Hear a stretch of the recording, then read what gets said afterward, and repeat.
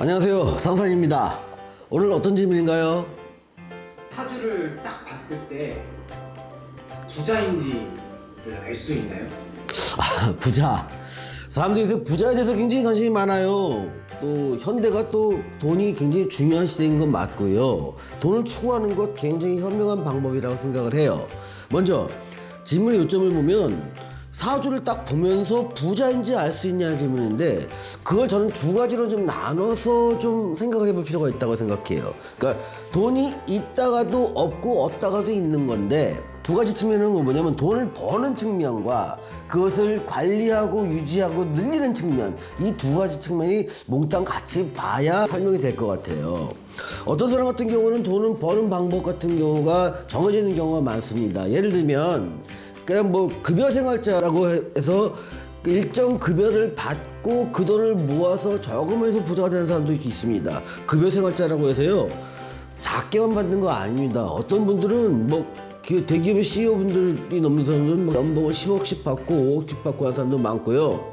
큰 기업에 있거나 아니면 방송국 PD의 경우에도 보너스로 뭐 40억씩 50억씩 받는 사람도 상당히 많이 있는 걸로 알고 있습니다. 이렇게 내가 어떤 일정 부분의 재능을 발휘해서 노동을 통해서 그 기업이라든가 어떤 단체에서 일을 하고 그거에 대한 어떤 급여를 받는 형식으로 돈을 버는 사람도 있고, 또는 장사나 사업을 해서 버는 사람도 있을 수 있습니다. 사업해서 굉장히 큰 돈을 버는 사람도 있겠죠.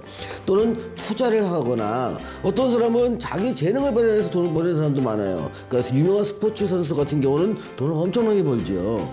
뭐 마이크 타이슨 같은 경우에는 정말로 천문학적인 숫자의 돈을 벌었는데 결국은 관리 측면에서 잘못돼서 파산한 경우도 있었고요. 또는 요즘 같은 경우는 유튜브 스타들도 돈 많이 벌죠. 또 스포츠 선수라든가 어떤 미술이나 예술을 통해서 자기 재능을 발휘해서 돈을 버는 사람도 있고요.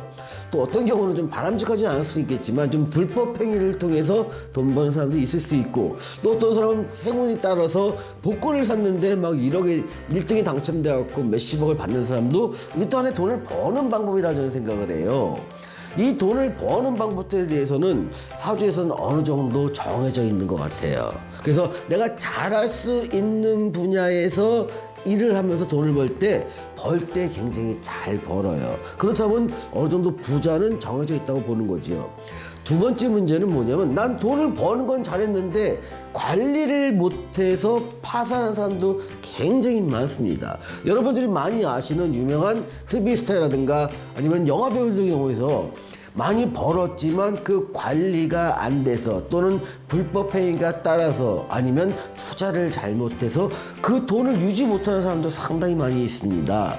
이 또한 운명의 선상에서 보면 어느 정도는 정해져 있지 않을까 생각이 들어갑니다. 그래서 어떤 사람들은 가만히 보면요, 벌기도 많이 벌고 그거 관리를 잘해서 자기가 이 노년까지 그 돈을 유지하면서 살아가는 사람도 있고, 어떤 사람은 돈은 벌기는 많이 벌었는데 이걸 관리를 잘못하거나 투자를 잘못해서 다 날린 사람도 많아요.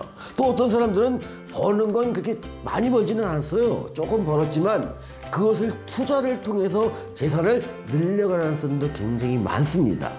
제가 말하고 싶은 건 뭐냐면, 부자가 따로 있냐는 질문에 대해서, 또 부자를 알 수 있냐는 질문에서 어떻게 하면 돈 버는 걸 알 수 있고요, 또 어떻게 관리하면 돈을 유지하거나 늘리는 방법을 알 수 있다는 겁니다.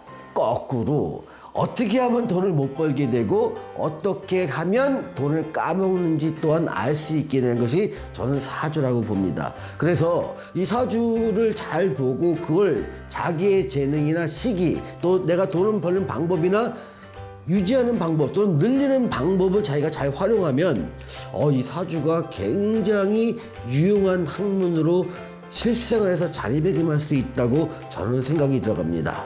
시청해 주셔서 감사합니다. 상산이었습니다.